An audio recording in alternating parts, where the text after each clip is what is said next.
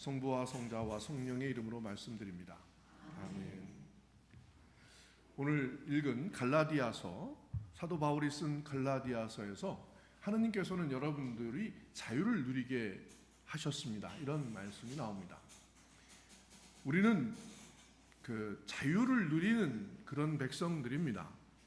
근데 자유를 누린다는 것은 참으로 듣기 좋은 말이고 기분 좋은 말이죠. 자유만큼 소중한 것이 없습니다.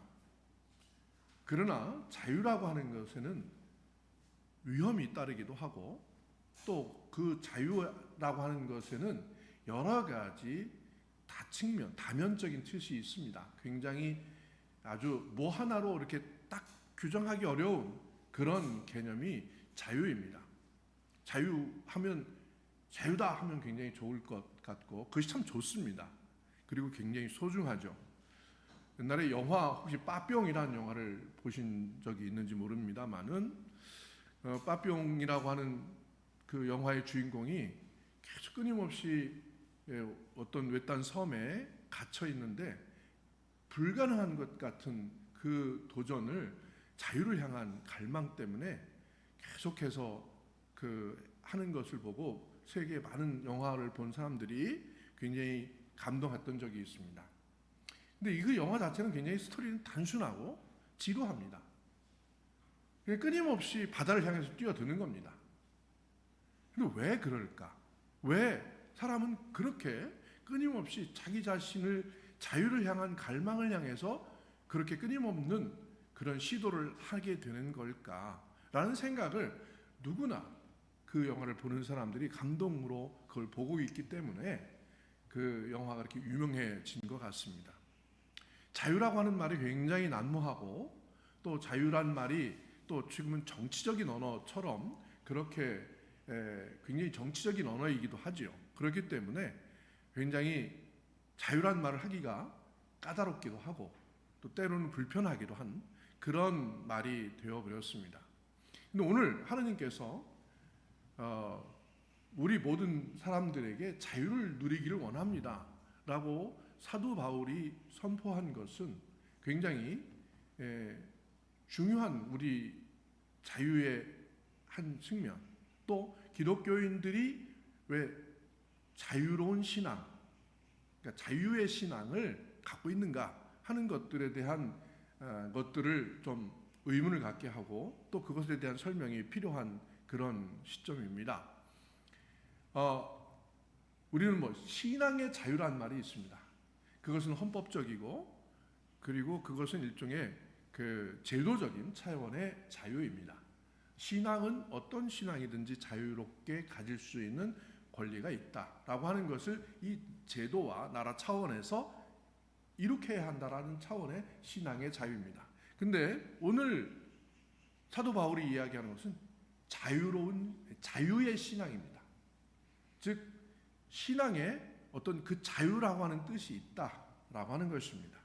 사도 바울은 그것을 그 시대에 맞춰서 아주 적절하게 아주 명확하게 선포했습니다. 왜냐하면 사도 바울이 선포했던 그 갈라디아 지방이라고 하는 것은 이미 헬레니즘화 되어 있고 로마의 지배를 받는 그 시대의 이야기입니다. 근데 그 헬레니즘과 로마 시대의 자유라고 하는 것은 그 재산이 있는 사람만 자유입니다. 즉 자유인이 따로 있고 노예가 따로 있었습니다. 수많은 사람들은 노예로 살아야 했고 그 노예의 뒷받침이 된 자유인들만의 자유였습니다. 이것이 사도 바울이 이 유대인의 세계에서 벗어나서 그 그리스 로마 지역에 가서 바라본 그 시대, 그 전체 제국을 지배하는 그런 개념, 그런 것이었죠. 그래서 모든 사람이 자유롭다라고 하는 생각들을 할 수가 없었던 시대였습니다. 그때 사도 바울은 하나님께서 모든 사람에게 자유를 주셨습니다 라고 하는 것을 선포합니다. 이것은 그냥 교과서에서 나오는 이야기를 읽는 것과는 다르죠. 그래서 사도 바울은 다른 곳에서 그것을 어떻게 얘기를 하냐면 자유인이든 노예든 하느님 앞에서 똑같습니다. 여자든 남자든 하느님 앞에서 똑같습니다. 유대인이든 이방인이든 하느님 앞에서 똑같습니다. 라고 하는 이야기를 하는 것입니다. 여기에서 자유라고 하는 것은 먼저 하느님 앞에 평등하다는 것들이 전제가 되어 있습니다. 그래야 자유롭기 때문에 그렇습니다. 평등하지 않은 자유는 사람을 비인간화 만드는 잘못된 자유로 흐를 가능성이 크지요. 그런데 그 시대에 로마인들은 굉장히 법을 엄격하게 지키고 법을 잘 만들어서 자유를 잘 보호하는 그런 나라라고 자기들이 자부했던 그런 나라였습니다. 로마에 황제들이 있었지만 황제들은 늘 로마의 원로원 앞에 자기를 방어했어야만 되는 그런 황제들이었습니다. 그만큼 자유인들끼리 서로 법을 지키기 위한 자유에 대해서는 굉장히 엄격하고 공정하게 나라를 유지했던 것처럼 보였습니다. 그러나 사도 바울이 볼 때에는 수많은 노예들이 그 자유인들을 위해서 뒷받침해서 노동을 해야 되고 그들에게 먹을 것을 제공해야만 되는 그런 사회 시스템 안에서 진정한 자유는 없는 것으로 보였기 때문입니다. 왜냐하면 사도 바울은 하느님이 우리에게 주시는 자유가 얼마나 소중한지, 그리고 그것은 모든 사람들에게 똑같이 적용되어야 한다는 사도 바울의 시대에는 구약의 율법을 가지고 있었기 때문에 그렇습니다. 하느님이 우리에게 주신 법으로는 모든 사람에게 자유가 주어진다. 설령 어떻게 하다가 파산을 하고 어떻게 하다가 자기가 재산을 몽땅 잃어서 남의 집에 더부살이라고 했죠. 노예라고 하지 않았습니다. 더부살이도 하죠. 더부살이로 가서 노동도 해야 되고 그렇게 해서 먹고 살게 될 수밖에 없을지언정 그거 7년이 지나면 되돌려주게 되어 있습니다. 왜냐하면 그도 하느님의 사랑스러운 백성이기 때문에 그렇습니다. 그리고 그가 원래부터 부여받은 그 토지는 하느님한테 잠시 빌려 쓰는 것이기 때문에 지금 땅을 저동 잡혀가지고 땅을 빼앗겼다 할지라도 그것은 일정한 기간 동안 고생했으면 그것으로 됐다. 그러니 돌려줘라 라고 하는 것이 구약 성서의 율법입니다. 그래도 그게 자꾸만 안 지켜져서 누적돼서 어떤 사람의 것으로 고정됐다. 50년이 한 번 지나면 전체 국법을 뒤집어서 원래의 소유대로 다 땅을 다시 재분배해주는 그런 희년법이라는 것도 있었습니다. 아주 철저하게 모든 사람들이 평등하게 살아야 한다라고 하는 것을 강조한 그런 우수한 그 하느님의 법을 가지고 있었던 사도 바울로서는 로마인들이 굉장히 야만적으로 보였던 것입니다. 그렇기 때문에 자유인이든 노예든 누구든지 하느님 앞에는 평등하다. 그래서 자기의 제자 디도라고 하는 제자가 있었는데 그 디도는 노예를 소유한 사람이었습니다. 그 오네시모라고 하는 노예가 도망가서 사도 바울에게 피신해 왔을 때 오네시모를 세례를 주고 오네시모에게 똑같이 디도와 똑같은 제자 직분을 주고 그리고 오네시모를 돌려보내면서 디도에게 보내는 편지에 그 오네시모의 이야기가 나옵니다. 그래서 오네시모는 가서도 이제 주인과 종의 관계로 사회적인 통념은 어떻게 할 수 없지만 똑같은 신앙인으로서 이제 내가 이를 아꼈으니 당신도 이 사람을 똑같은 신앙인으로 아껴줬으면 좋겠습니다. 라고 하는 디도서의 이야기도 우리가 읽고 있습니다. 그것이 초창기의 그리스도 교인들이 추구했던 그런 자유의 정신이었습니다. 이것은 신앙이 있었기에 가능했고 그것을 신앙으로 뒷받침했으며 그것을 사회적으로 자리 잡게 하기 위해서 무지하게 애를 썼습니다. 그런 끊임없는 그리스도 교인들의 노력과 선교 덕분에 사실은 고대의 노예제가 무너지고 다시 이제 중세 시대의 새로운 영주지대로라고 하는 조금 더 나아진 것이라고 할 수 있겠죠. 그런 시대로 조금 변화됐다고 할 수가 있겠습니다. 자유라고 하는 것은 그런 힘이 있습니다. 하느님께서 우리 모두를 자유롭게 해주셨기 때문에 그 자유의 힘으로 세상을 발전시키고 너 자신도, 또 자유를, 하느님으로부터 자유를 받은 우리 자신도 하느님 앞에 진실되게 살아라 라고 하는 것이 있습니다. 그래서 예수님은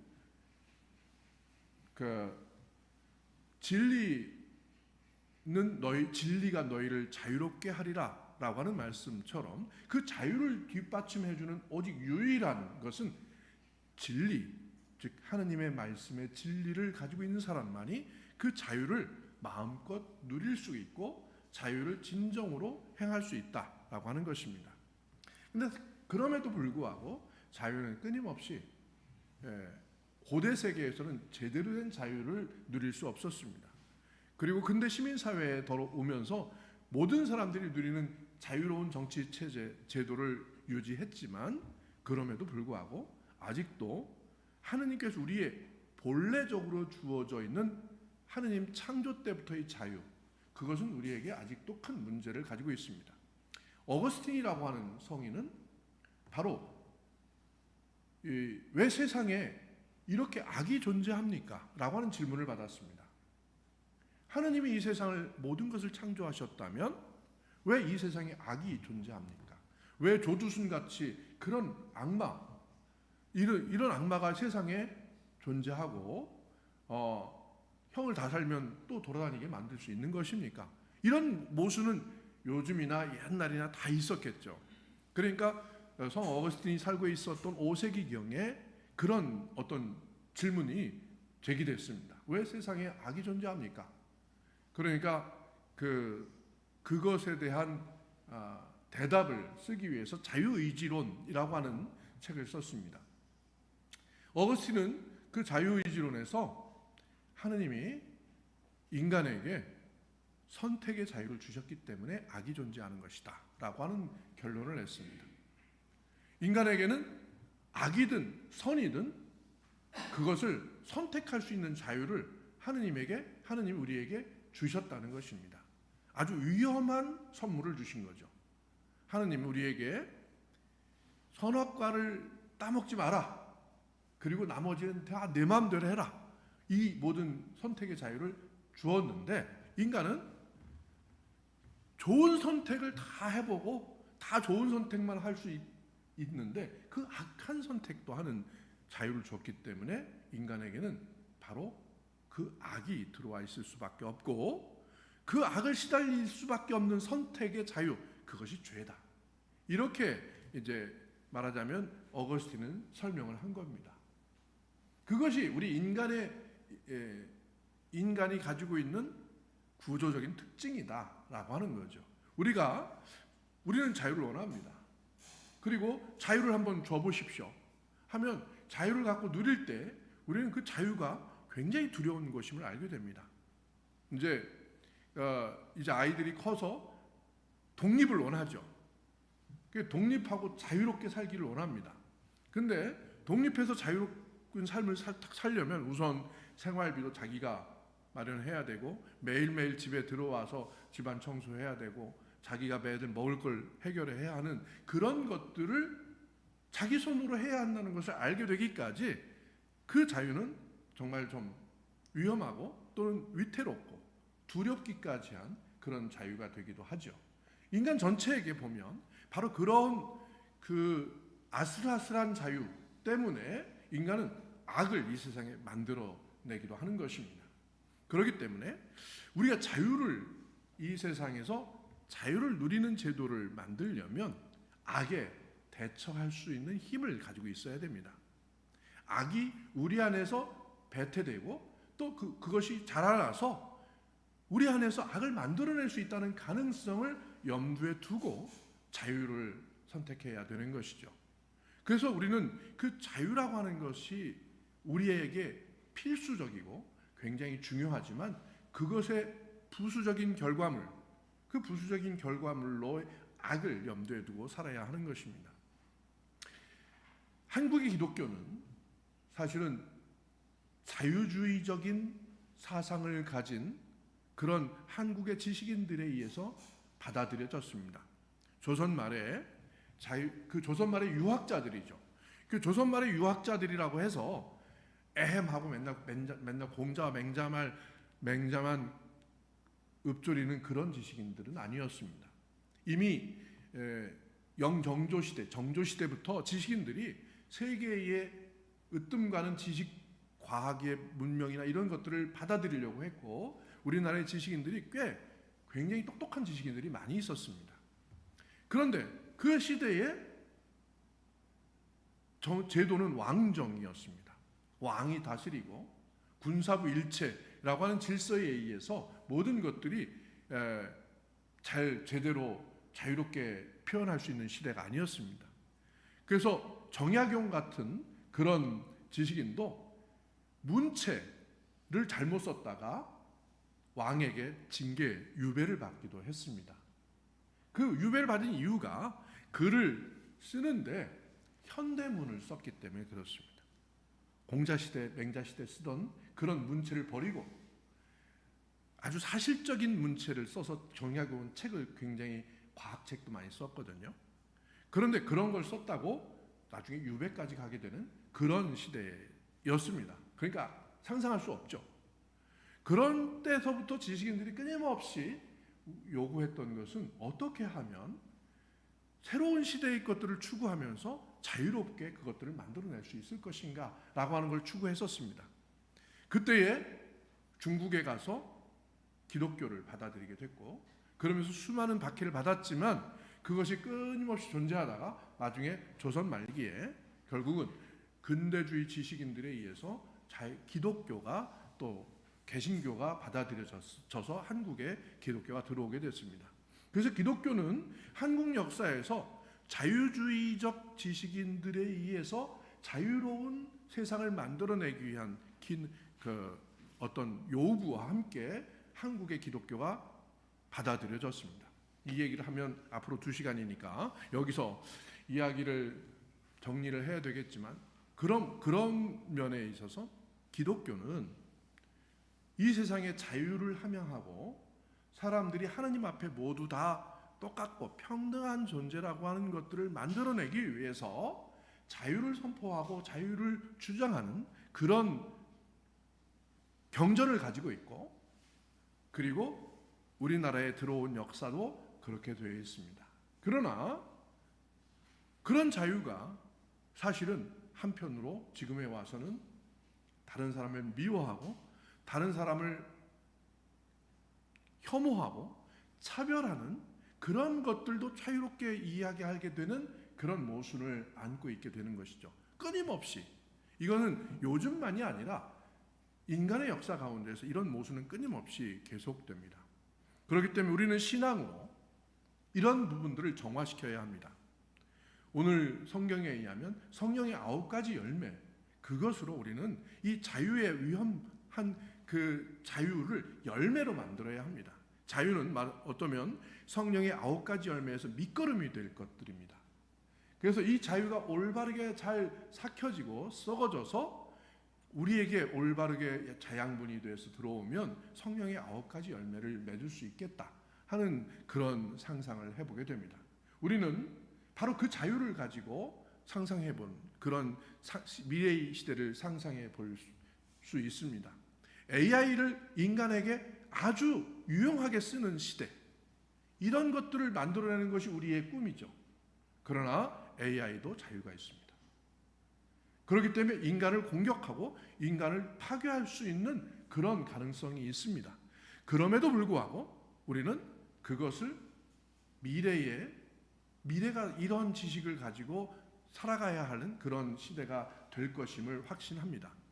그리고 그 시대에도 기독교의 신앙으로 그것을 정화시키고 그것을 올바른 성령의 열매로 만들어가는 미래의 일꾼들, 우리의 자녀들이, 미래의 지식인들이 그런 것들을 올바로 만들어낼 수 있을 거라고 하는 믿음을 가지고 우리는 지금도 기도하고 하나님께 그 열매를 맺어달라고 예배드리면서 기도하며 사는 것입니다. 우리의 예배와 우리의 신앙이 바로 앞으로의 자유를 진정한 성령의 열매로 맺어 나갈 수 있도록 만들어내기 위한 그런 신앙이 될 수 있을 것입니다. 여러분들의 신앙과 기도로 미래에 풍요로운 성령의 열매를 맺는 그런 시대를 만들어 나갈 수 있기를 바랍니다. 성부와 성자와 성령의 이름으로 말씀드렸습니다. 아멘.